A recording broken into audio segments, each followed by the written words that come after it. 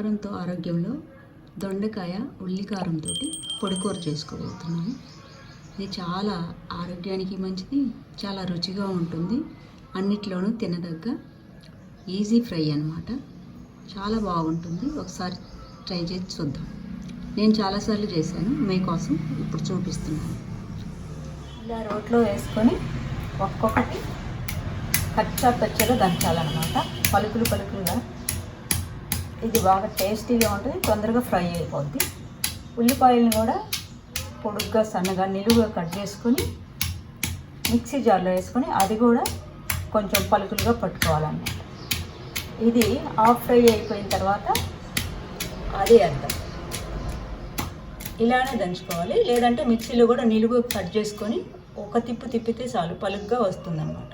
లేకుంటే మొత్తం పేస్ట్ లాగా అయిపోతుంది. నేను ఈ సైజు ఉల్లిపాయలు ఒక 2 పెద్దవి తీసుకున్నాను. ఇలా పొడుగ్గా కట్ చేసుకొని దీన్ని కూడా ఒక్కసారి అట్లా తిప్పితే పలుగ్గా వస్తుంది అనమాట. మరి ఫైన్గా వద్దు ఉల్లికారం. దీనికోసం 1 స్పూన్ కారం, ఎక్కువ వేసుకుంటే వేసుకోవచ్చు, నేనైతే స్పూన్ వేస్తున్నాను. దీంట్లోకి తగినంత సాల్ట్, మళ్ళీ ఇందులో కొంచెం వేద్దాం. ఇప్పుడు దీన్ని కూడా కొంచెం పలుగ్గా పట్టేద్దాం.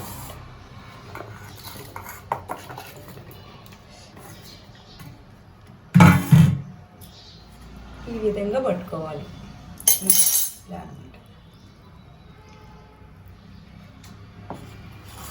ఇప్పుడు 1 స్పూను అల్లం ముక్కలు, ఒక 2-3 వెల్లుల్లి రెబ్బలు. ఇవి పేస్ట్ వేసుకోవద్దు, వేరే స్మెల్ వస్తుంది, అది వద్దు. ఇలా ఇది క్రష్ చేసుకున్నాను, ఇది కట్ చేసుకున్నాను. ఇష్టమైతే వేసుకోవచ్చు, లేకుంటే మానేయచ్చు. బాండీలో 4-5 స్పూన్ల ఆయిల్ వేసుకున్నాం. అంటే ఇదంతా మగ్గాలి కాబట్టి కొంచెం నూనె ఎక్కువే పడుతుంది. అల్లం ముక్కలు ఎందుకు వేసుకున్నామంటే అది మంచి జీర్ణకారి, పెద్ద పేగుల్లో ఉండే క్యాన్సర్, అల్సర్ లాంటివి కూడా తగ్గిస్తుంది అన్నమాట.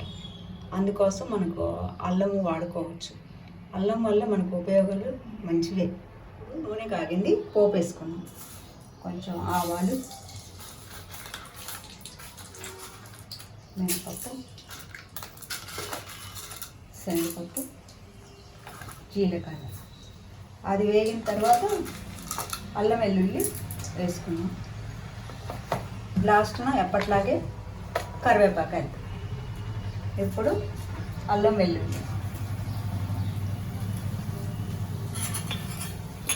వేగిన తర్వాత ఎండుమిరపకాయలు, ఇందులోనే కొంచెం పసుపు కూడా వేసుకున్నాం. ఆయిల్లోనే పసుపు కూడా ఎక్కువ వేసుకున్నాం.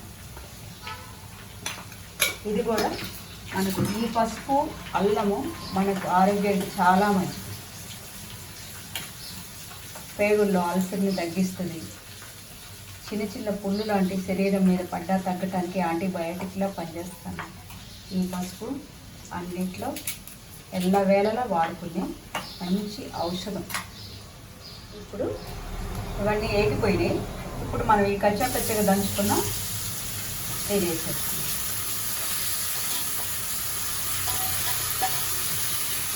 నేను చెట్టు నుంచే కోసుకొచ్చుకున్నాను. 1/2 కేజీ వరకు ఉన్నాయి కాయలు.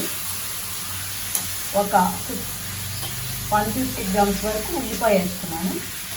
1 స్పూన్ నిండా కారం, స్పూన్ నిండా సాల్ట్, 1 స్పూన్ నిండా పసుపు వేసుకున్నాను. సాల్ట్ ఇంకొంచెం పట్టుద్ది, ఇందులో వేసేస్తా. కారంలో ముందుగానే వేసుకున్నాం కాబట్టి ఇందులో కొంచెం సాల్ట్, దీనికి తగ్గంత సాల్ట్. ఈ నీటితోటి ఈ క్రిస్టల్ సాల్ట్ కరుగుద్ది అనమాట. దీంట్లో తేమ ఉంది కాబట్టి మగ్గుద్ది, లేకుంటే మామూలు పౌడర్ అది సాల్ట్ పొడి వేసుకోవచ్చు. నేనైతే క్రిస్టలే వేస్తున్నాను. ఈ నీటితోటి అది కరిగిపోతుంది అనమాట. ఇప్పుడు మూత పెట్టేసి బాగా మగ్గనిద్దాం. హాఫ్ ఫ్రై అయింది, ఉల్లికారం వేసుకున్నాం. ఉల్లికారం అంతా వేసి బాగా 2 మిక్స్ అయ్యేలాగా కలుపుకొని ఈ ఉల్లికారం కూడా మగ్గిన తర్వాత దించుతాం. ఇది దంచింది కాబట్టి బద్దలుగా తొందరగానే మగ్గుతుంది అనమాట. నీరు బయటకు వచ్చేస్తుంది కదా, తొందరగా మగ్గిపోతుంది. దీనివల్ల కడుపులో అల్సర్స్ కూడా తగ్గుతాయి. దీని జ్యూస్ కూడా తాగొచ్చు. ఒకసారి నేను దొండకాయ జ్యూస్ కూడా పెడతాను. యూజ్ అయితే యూజ్ చేసుకోండి, లేకుంటే లేదు. చాలా మంచి గుణాలు ఉన్నాయి. ఈ దొండకాయని అన్ని విధాలుగా వాడుకోవచ్చు. తీసుకున్నాం, రెడీ అయిపోయింది. దొండకాయ దంచిన ఉల్లికారం కూర రెడీ అయిపోయింది అన్నమాట.